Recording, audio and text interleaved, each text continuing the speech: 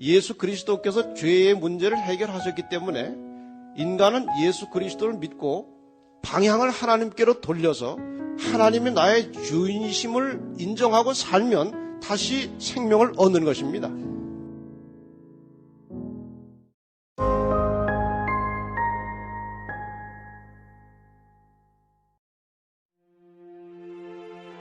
종말 시대를 위한 예언서 요한계시록 연구 강의 김대성 목사 제1강 사망에서 생명으로. 이 요한계시록이라고 하는 책이 상당히 난해하고 어려운 책으로 다 알고 있습니다. 물론 난해하고 어려운 책인 것은 사실이지만 그 몇 가지 원리와 배경을 이해하고 나면 얼마든지 하나님의 백성들이 이 말씀을 이해하고 깨달을 수 있도록 하나님께서 아주 세밀하게 우리에게 가르쳐 주셨습니다. 정직한 양심으로 순수한 마음으로 공부하면 하나님께서 우리에게 큰 축복을 내려주실 것입니다.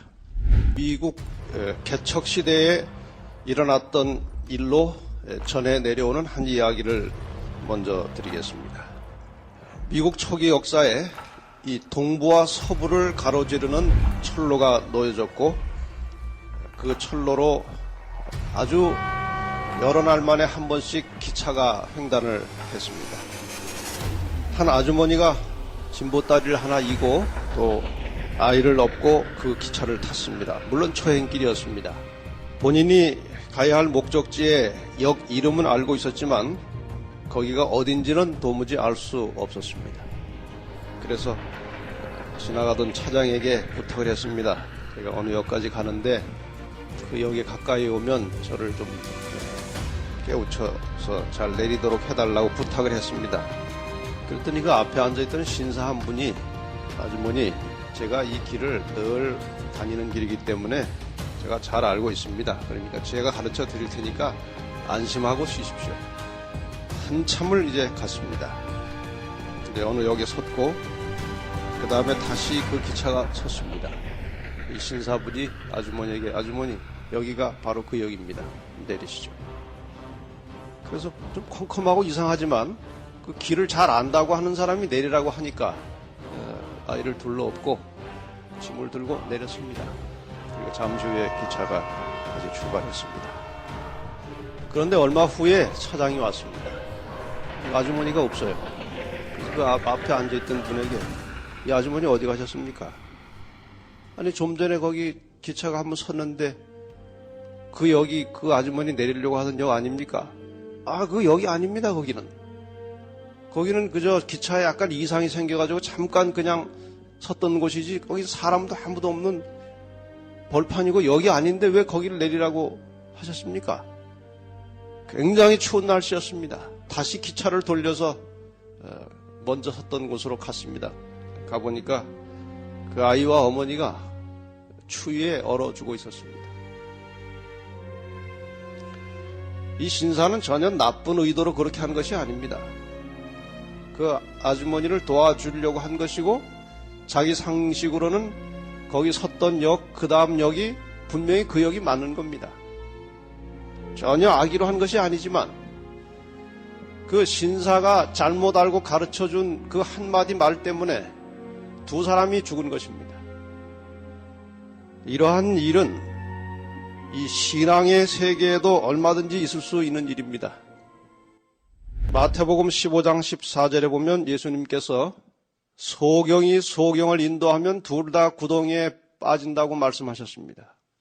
누가복음 21장 34절에 보면 너희는 스스로 조심하라고 말씀하십니다.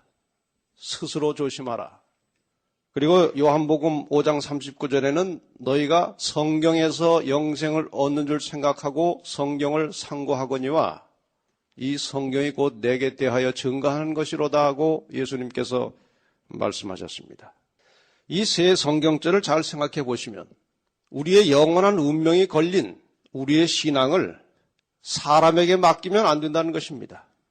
교회의 가르침에 혹은 어느 목사의 가르침에만 여러분의 신앙을 걸어놓으면 혹시 그 여러분을 인도하는 교회나 그 목사가 고의적으로 그렇게 하지는 않았을지라도 본인이 잘못 알고 있는 것을 잘못 가르쳐주면 둘 다 망하는 것입니다. 그래서 하나님을 믿는 사람들은 언제나 그 영생의 도리와 원리를 성경에서 찾으려고 하는 진지한 노력과 양심이 있어야 하는 것입니다. 모든 신앙의 원리와 구원의 도리는 성경에서 찾을 수 있는 것이지 사람의 가르침에서만 나오는 것이 아닙니다. 신앙이라고 하는 것은 하나님의 말씀의 원리와 원칙으로 결정되는 것이지 우리의 기분과 감정으로 결정되는 것이 절대로 아닙니다. 항상 기도하시면서 하나님의 말씀을 진지하게 살피는 그런 성령의 이끌림을 받아 살아가는 신앙인들이 되시기를 바랍니다. 하나님께서는 언제나 진지한 양심으로 성경을 찾고 진리를 찾는 사람들은 어떤 방법을 통해서라도 우리를 안전하게 인도하심을 믿으시기를 바랍니다. 이 계시록을 이해하려면 약간의 그 준비 작업이 필요합니다. 우리가 격한 운동을 하기 전에는 반드시 워밍업을 합니다. 그렇죠? 이 계시록이라고 하는 딱딱한 음식을 우리가 소화시키기 위해서 약간의 워밍업이 필요합니다. 이 계시록 전체를 이해하기 위한 전반적인 말씀들을 먼저 드리고 본문으로 들어가겠습니다. 우선 하나님의 존재 그리고 인간에 대해서 잠깐 생각을 해보려고 합니다. 어떻게 우리가 하나님의 존재를 인식하고 하나님을 믿게 되었느냐 하는 것입니다. 하나님께서 그 자신을 우리에게 나타내시고 계시하심으로 우리가 하나님을 알게 되었는지 아니면 인간이 어떻게 살다가 보니까 하나님을 발견하게 되었는지 성경에 의하면 하나님께서 사람들에게 자신의 존재를 알려주셨습니다. 그래서 성경 전체를 통해서 보면 하나님께서 자신의 존재를 우리에게 알려주시고 가르쳐주시고 보여주시는 것을 계시라고 합니다. 계시. 그것을 계시라고 합니다. 계시라고 하는 것은 여러 가지 형태로 나타납니다. 민수기 12장 6절에 보면 이르시되 내 말을 들으라. 너희 중에 선지자가 있으면 나 여호와가 이상으로 나를 그에게 알리기도 하고 꿈으로 그와 말하기도 하거니와. 이 말씀을 보면 하나님께서 선지자들을 통해서 이상으로 어떤 환상을 통해서나 꿈을 통해서 하나님에 대하여 사람들에게 알려주시고 하나님의 뜻을 사람들에게 가르쳐 주십니다. 때로는 소리로 나타나기도 합니다. 모세 같은 경우는 그 타오르는 불꽃 중에 하나님의 소리가 들림으로 하나님을 인식하게 됩니다. 그리고 하나님과 대화를 하게 되고 하나님으로부터 메시지를 받고 이제 그가 애굽으로 가서 이스라엘 백성들을 인도해 내게 됩니다. 그러나 하나님께서 자신을 정말 공개적으로 하나님의 존재를 인정하지 않을 수 없도록 자신을 계시하신 사건은 역시 이스라엘 민족을 통해서 나타났습니다. 이스라엘 민족은 절대로 그 역사를 꾸며낸 역사를 가지고 있는 민족이 아닙니다.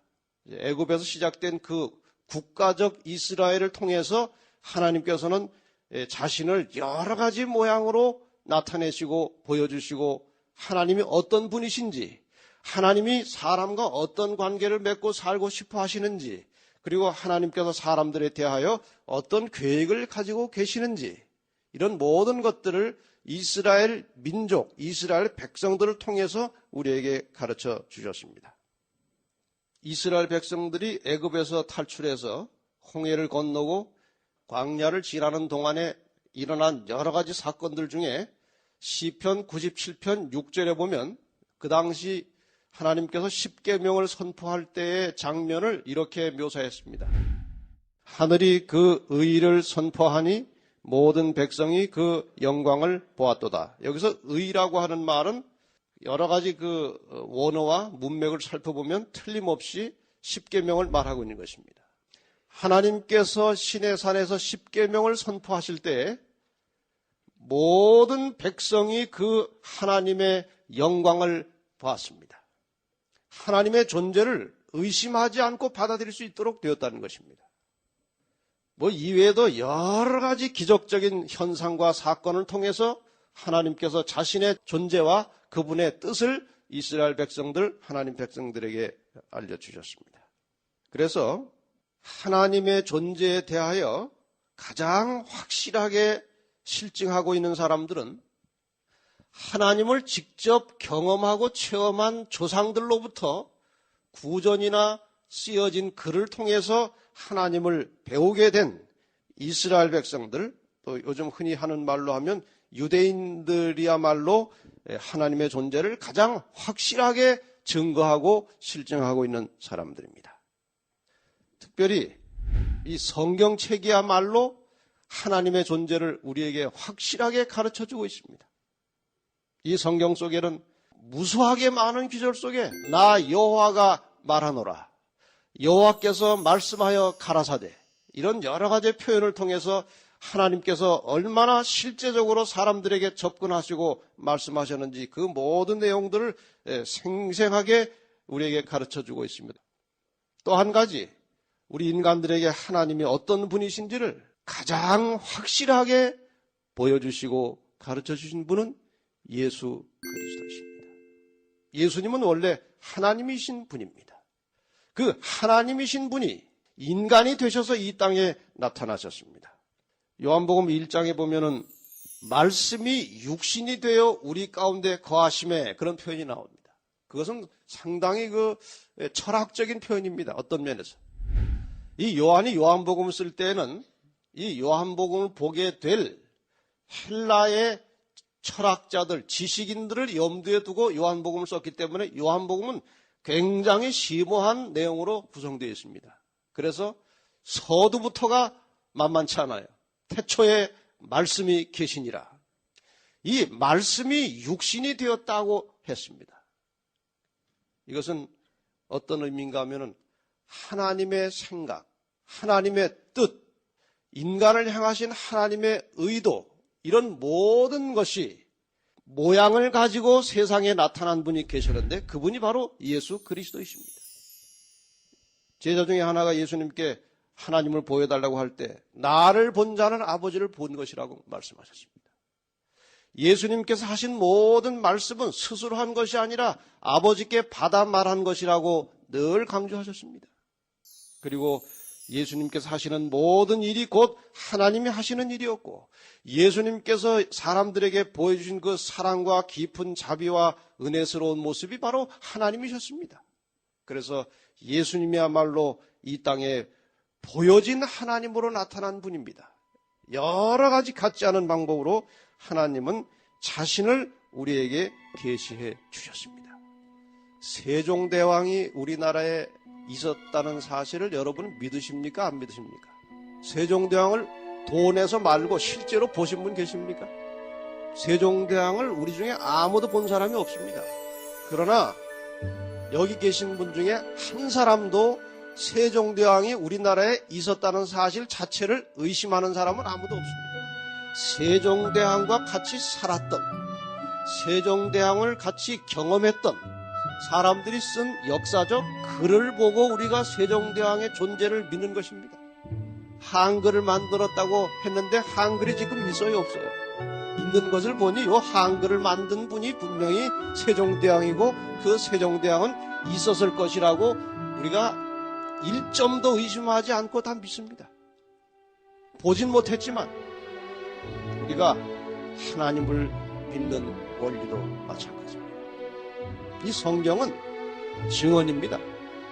하나님으로부터 소리를 들었고 예수 그리스도를 보았고 예수 그리스도께서 놀라운 엄청난 이적과 기사를 베푸시는 것을 본, 그리고 그분이 돌아가신 것을 봤는데 살아난 것도 목격한, 그리고 예수님이 죽은 나사로를 무덤에서 불러내는 것을 본 제자들이 증언을 해놓은 것입니다. 사실과 진리는 사람들이 어떻게 인정하느냐에 상관없이 언제나 존재하는 것입니다. 하나님은 계십니다. 하나님께서 우리들에게 주신 큰 선물이 이 성경임을 이제 공부를 하시면서 발견하게 될 것입니다. 사람은 원래 하나님으로부터 창조함을 받은 피조물들입니다. 그리고 이 피조물은 하나님과 관계를 맺고 있을 때에 살도록 되어 있었습니다. 왜냐하면 생명의 근원이 하나님께 있기 때문에 사람이 살아있기 위해서는 하나님과 관련을 가지고 있어야 살아있는 것입니다. 그런데 불행하게 하나님께 대한 불순종과 범죄로 하나님과 인간 사이의 관계가 단절되었습니다.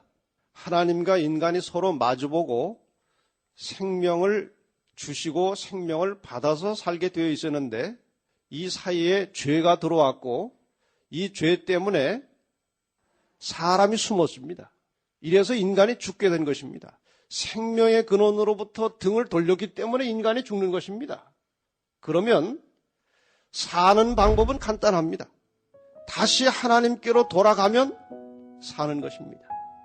돌아갈 수 있는 이유가 있는데 이 사이를 가로막고 있던 죄악의 장벽을 예수 그리스도께서 죄의 문제를 해결하셨기 때문에 인간은 예수 그리스도를 믿고 방향을 하나님께로 돌려서 하나님이 나의 주인이심을 인정하고 살면 다시 생명을 얻는 것입니다. 신앙이라고 하는 것은 바로 그것입니다. 하나님을 등지고 살던 사람이 다시 하나님을 향하여 하나님과 관계를 맺게 되는 것을 우리는 신앙이라고 합니다. 내가 진실로 진실로 너희에게 이르노니 내 말을 듣고 또 나 보내신 이를 믿는 자는 영생을 얻었고 심판에 이르지 아니하나니 사망에서 생명으로 옮겼느니라. 여기 아주 대단히 깊은 사망과 생명의 원리가 들어있지 않습니까? 우리가 뭐 굉장한 선행을 해가지고 구원받는 것이 절대로 아닙니다. 헌금을 많이 들여가지고 축복받고 구원받는 것이 아닙니다. 교회를 위해서 무슨 굉장한 일을 해서 구원받는 것이 아닙니다. 구원의 원리는 단순한 것입니다. 예수님의 말씀을 듣고 예수님을 보내신 이 하나님을 믿는 자는 영생을 얻었고 영생을 얻은 사람은 어디에 이르지 않는다고요? 심판에 이르지 아니하나니 사망에서 생명으로 옮길 것이니라. 옮겼느니라. 구원을 얻는 것은 아주 간단하고 단순한 것입니다. 바로 이 원리입니다. 예수 그리스도께서 죄를 해결하셨다는 사실을 믿고 방향을 틀어서 하나님을 믿으면 생명이 교환되는 것입니다. 그래서 영생을 얻었고 심판에 이르지 아니한다. 사망에서 생명으로 옮겼느니라.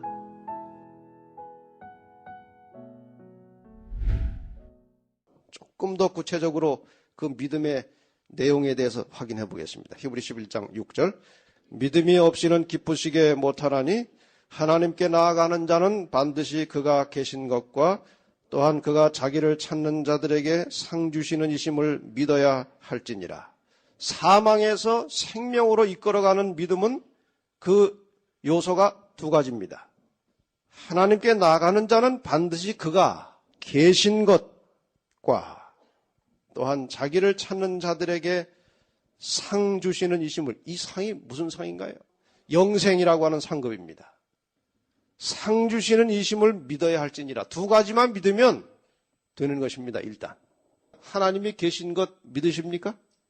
자기를 찾는 자, 하나님을 주인으로 모시고 사는 사람들에게 영원한 생명, 영생을 주시는 분이심을 믿으십니까?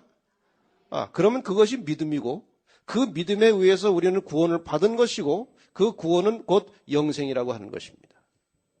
그러면은 다 이제 영생을 얻으셨습니까?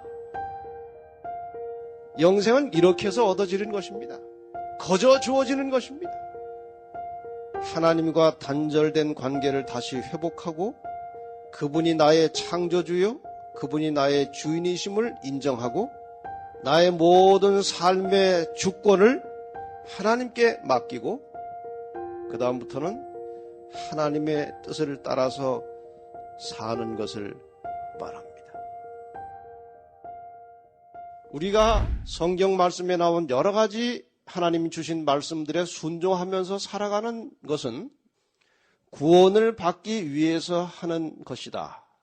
베풀어 주신 구원에 감사함으로 우러나오는 자발적인 행동이다. 1번이에요, 2번이에요? 그건 확실하게 2번이죠? 그런데 이것이 하루아침에 되는 것은 물론 아닙니다.